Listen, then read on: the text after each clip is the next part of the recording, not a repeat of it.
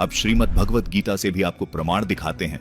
ये है श्रीमद् भगवत गीता, जिसके अध्याय 8 श्लोक 13 में गीता ज्ञानदाता ने कहा है कि मैं ब्रह्म हूँ और मुझ ब्रह्म का केवल एक ओम नाम है।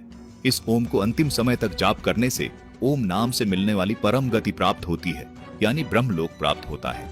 दर्शकों, गीता अध्याय 8 श्लोक 16 में गीता ज्ञानदाता कहता है कि ब्रह्मलोक में गए हुए साधक भी पुनरावृत्ति यानी जन्म मृत्यु में आते हैं, यानी उनकी भी जन्म मृत्यु सदा बनी रहती है। मतलब साफ है कि उनका भी पूर्ण मोक्ष नहीं होता।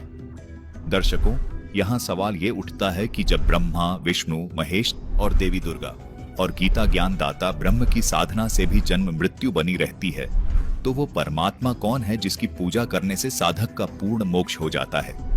दर्शकों, इसका जवाब भी गीता जी में ही मिलता है।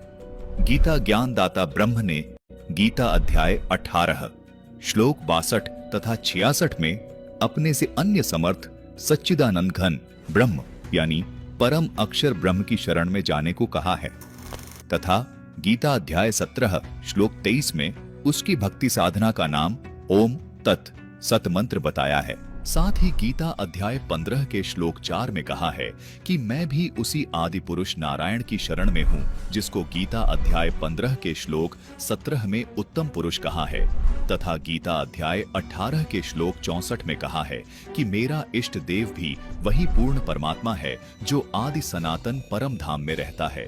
दर्शकों, यहाँ आप भ्रमित न होइएगा कि यहाँ तो इष्ट का अर्थ अनुवादकर्ता ने प्रिय किया है। दर्शकों, ये बिल्कुल गलत अनुवाद है। आइए आपको दिखाते हैं कैसे। ये देखिए, ये है गीता अध्याय 18 श्लोक 70 में इसी अनुवादकर्ता ने इष्ट का अर्थ पूजित किया है।